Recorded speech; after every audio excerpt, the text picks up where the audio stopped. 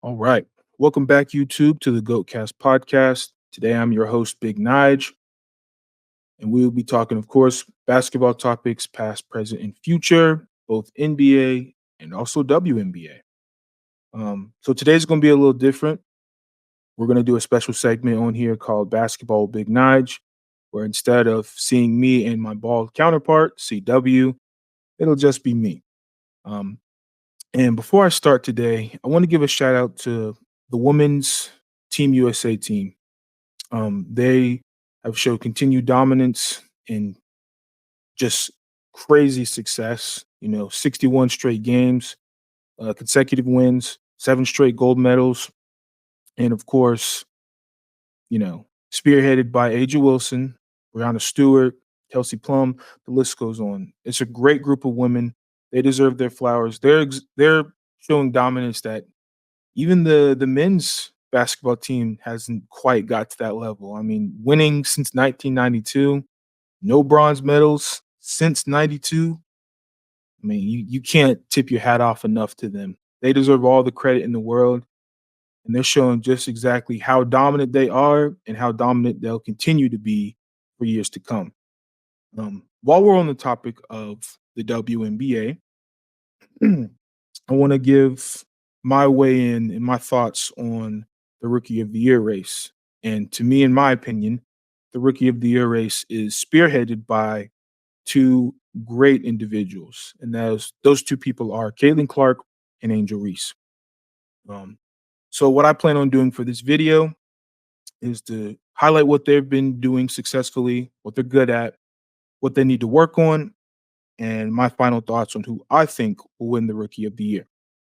Before we get into the video, please like, comment, subscribe if you're new. We did hit our 100 subscriber goal. So again, I want to take time before I start to thank everyone who's been a part of that, everyone who's going to continue to watch us. We got good content coming for you guys. So please stay locked in with us, and we're going to stay locked in with y'all. So starting with Caitlin Clark, Caitlin Clark, for many people who have been watching her game, she's got this Steph Curry kind of like aura in terms of like her shot making ability. Obviously, I'm not saying she's shooting the ball as efficient as Steph, but she gets the respect. They have to guard her as soon as she touches the ball before she's even crossing half court. I know you've seen the clips of, people who are ready to guard her, and they're out here not even shooting their second free throw because they're so locked in on guarding a player like Caitlin Clark. She deserves that much attention because that's how great she is. Even as a rookie, she's just that great. In her passing ability, we're seeing, comparisons, Bron, Magic, CP, Rondo, like just generational type of passers. She's in that category. So she deserves all the credit in the world for that. So she's averaging 17.6 points per game, 5.8 rebounds, a league leading 8.3 assists per game, 1.5 steals per game, zero point 0.8 blocks, sneaky on the defensive end, might I add, shooting 41% from the field, 33 from the 3-point line, 89 from the free throw. And I'll get into her turnovers a little bit later. um, and so she's broken a few records. She broke the WNBA single game assist record with 19 assists versus the Dallas Wings, and that was, as of this recording, this was yesterday. Which in this record was previously held back in 2020 by Courtney Vandersloot. I hope I'm not butchering that name. And she was part of course, the Chicago Sky, which we'll get into her Chicago Sky counterpart, Angel Reese, here in a second. She's the fastest player in history to get 400 points, 200 assists.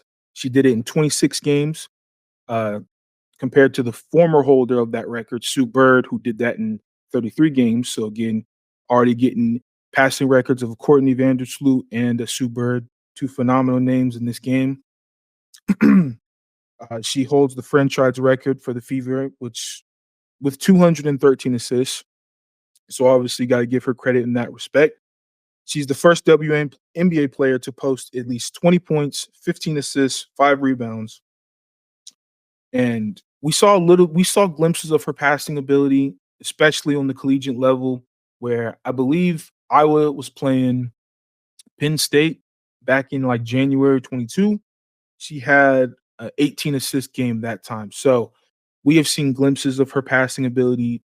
We're loving to seeing it on the biggest stage in the WNBA, and obviously we want to continue to see it.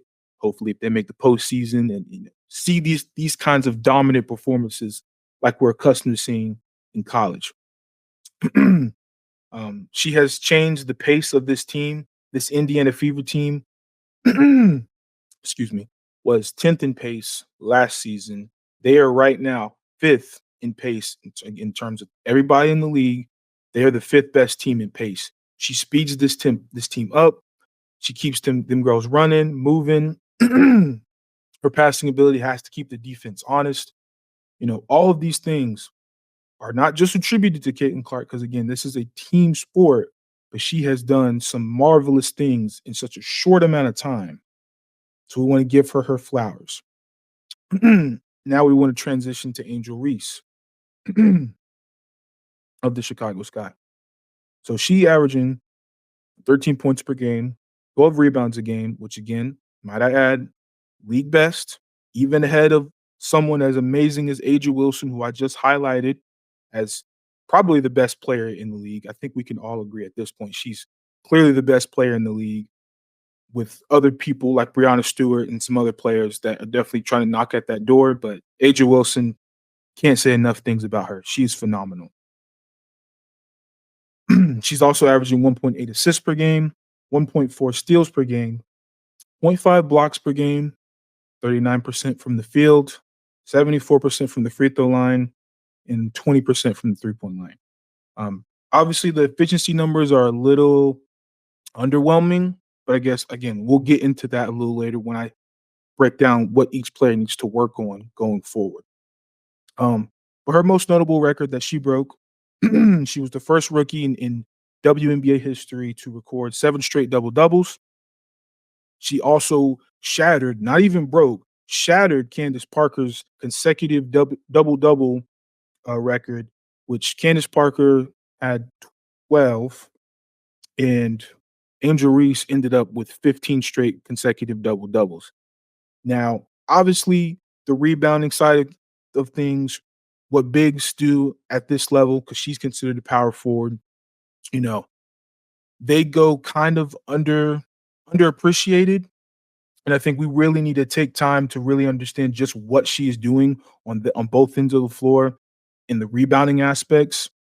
Because obviously it's not the flashy game like Caitlin Clark. It's not shooting from the parking lot. It's not making these, you know, phenomenal type passes. She's just doing the dirty work, right? We're seeing like the Draymond Green level of passion with like the rebounding productivity of a Tim Duncan, right? So we have those things. And again, these are two different positions, and you can say they're arguably one of the best at each of their respective positions. So you have to put them both in the race, and it just depends on what do you value more. Um, and so with the Fever side of things, they haven't made the playoffs since 2016, and right now the Fever are on pace to make the playoffs as they are the 7th seed. Then you have the Chicago Sky, who made the postseason just last year. They got swept, but they did make the postseason last year. Right now, they are the 8th seed, and they are looking like the 7th and 8th seed look like they're pretty comfortable with the Fever in the Sky. So we'll see how that continues to stack up. But I've highlighted what both players have done well. They broke records. They're doing an all-time great thing. I want to give an honorable mention to Cameron Brink. I think if she would have stayed healthy and not gone down with that knee injury, I think she would have been a very good case for Defensive Player of the Year. Obviously, that can't happen at this point, but we're wishing her a speedy recovery. But she would have been my sleeper for this reward because of how dominant she's looked on the defensive end of the ball. So I want to also highlight what both of these players need to work on. Now, I mentioned, starting with Caitlin Clark, her turnovers. Now, she's averaging 5.6 turnovers a game. That's extremely high for her usage rate. And she holds the ball a lot on that team as she is their playmaker. But you can't be an elite playmaker and average almost 6 turnovers a game, right? And so she's actually the all-time leader with only 26 or now 27 games played with this Indiana Fever team. She's already got 145 turnovers. That's pretty crazy thinking about it. And she's only played 26, 27 games. So definitely need to clean that up.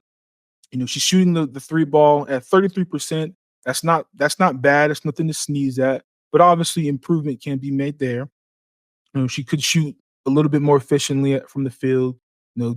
Giving up some mid range shots that are kind of easy ones, not going in. Some layups kind of don't go her way at times. But the main thing is her 3-point percentage. I mean, she shoots a very high volume of threes, and most times or not, it does not go in. Now, I'm not saying she can't shoot because we have seen her when she's red hot, she can shoot it with the best of them. But I think a little bit of more maturity needs to come in on when to take your shots, when to get your teammates involved, because she's even said it in some of her post game comments. Sometimes she feels she passes too much, and that leads to some of her turnovers. So I'm not worried about her shooting percentage or her turnovers. I think those are just rookie mistakes. She'll get the reps up. She'll go over film, and she'll get better, right? As all rookies, especially with her potential, do. Um, and then we're going to go over to Angel Reese. You know, Great rebounder, but she gets a lot of flack because people are going around saying that she gets a lot of rebounds because she misses a lot of shots from the field. And I hear what you're saying because I have seen and watched her play, and she'll miss some easy ones, but you can't teach effort. You can't teach hustle, right? She's out there getting her misses. There's skill that comes with that. It's attention to detail, it's tendencies, matchups. Like, you have to understand all the little nuances of the game to be a great rebounder. And she is the best rebounder in the league right now as a rookie. 26, 27 games into the season. Right? You can't take that away from her. And yes, could she shoot the ball at a better percentage? Absolutely. Right? She could easily, if she jumps her field goal percentage to even 45%, you do realize we're talking about almost a 20 and 10 in her sleep, right? Like, that's crazy numbers to think of for a rookie. But Angel Reese has the capability to easily be a 20-10 in her sleep.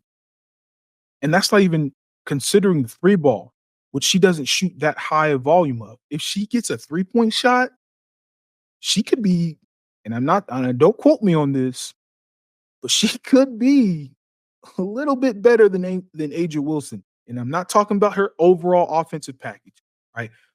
I'm not going that far, but I'm just saying in terms of her versatility, how dominant she looks on the glass. I mean, Aja Wilson is the best, but Angel Reese has a potential ceiling that could go at least comparable to Aja Wilson. I think we can agree with that. If her offensive game develops to that degree, we could be seeing a different version of Aja Wilson. So, and one thing I also want to point out is people tend to give Angel Reese a lot of flack because of those misses, but seem to give Caitlin Clark a pass on her turnovers. Like, what I mean by that is Caitlin Clark, even though she is a phenomenal passer, a generational talent, you can say the same thing about Angel Reese. But for some reason, people are going around and saying that Angel Reese's missed layups make her just look so bad. And even though she's getting her misses and getting multiple rebounds because of it, it just kind of like makes her less of a dominant player than Caitlin Clark.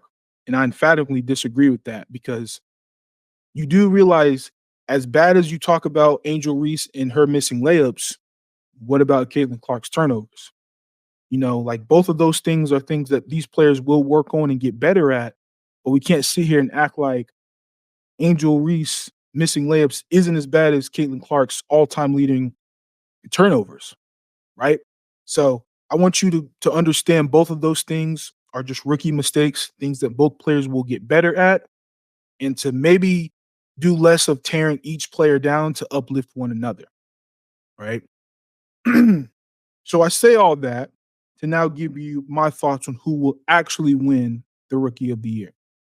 And for me personally, as great as I love the game of Angel Reese, I just think Caitlin Clark is going to be asked to do more and she's able to show more. That doesn't necessarily mean that I think she's going to be a better player because it's up in the air who could be better all time, either one of these players, right? Obviously, everybody is looking at Caitlin Clark and what she's going to be able to do as her trajectory will make her a better player. But I think we are sleeping on just how great Angel Reese looks. And she can be better, just like Caitlin Clark. But I think for this award, for this year, we're not talking all time because either player's career can go either way. But right now, I think Caitlin Clark, she's got the hype, she's got the narrative behind her. I think she will win Rookie of the Year on the back that I believe that the Indiana Fever will make the playoffs. So this is a team that hasn't made the playoffs since 2016. I think the addition of Caitlin Clark, the hype around her name, getting them into the postseason, and they don't even have to have that much postseason success. Getting them to the postseason is going to be enough to send people in a frenzy, right? We've already seen the upgrade in attendance. We already know what her namesake does for the league in itself. You put some success behind that, they're going to be giving her awards left and right. They're already giving her endorsements.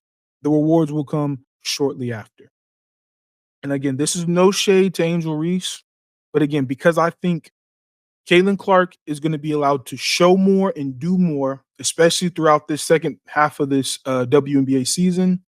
That will give her a sizable edge in the Rookie of the Year debate to take home that Rookie of the Year. Um, could I see a case where Angel Reese makes wins the Rookie of the Year? Probably not. It would probably take some kind of injury to Caitlin Clark.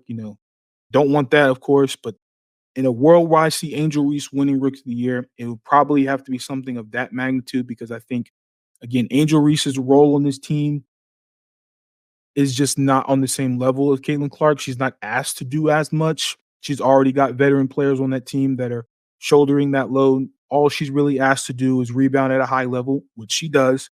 Um, she obviously both players can be a little bit better on the defensive end. I expect that to increase, but I just think the responsibility are just two different things. And I think voters are going to be kind of mesmerized and have been mesmerized by Caitlin Clark's game, her all around game, compared to Angel Reese's kind of old school traditional Tim Duncan like power forward type of game. The effort, the hustle, the tenacity, all those things that you can't take away from Angel Reese. Those things just don't get glorified in the media like they should. So that's all I have time for today. Let me know down below who you guys have winning the Rookie of the Year debate um, in the WNBA. Is it a landslide in Caitlin Clark, or does Angel Reese have some sleeper vote? Let me know down below. But obviously, like, comment, subscribe, share if you're new, and stay tuned for me and CW's GOAT debate, where we finally get into it between LeBron James and Michael Jordan. Who's the GOAT? Come on to that live stream on Tuesday and weigh in with us. If you disagree, if you think someone else is the GOAT, that's not MJ or LeBron, let us know. Educate us. We welcome the challenge. We welcome the debate. And until next time, y'all, I'll be safe.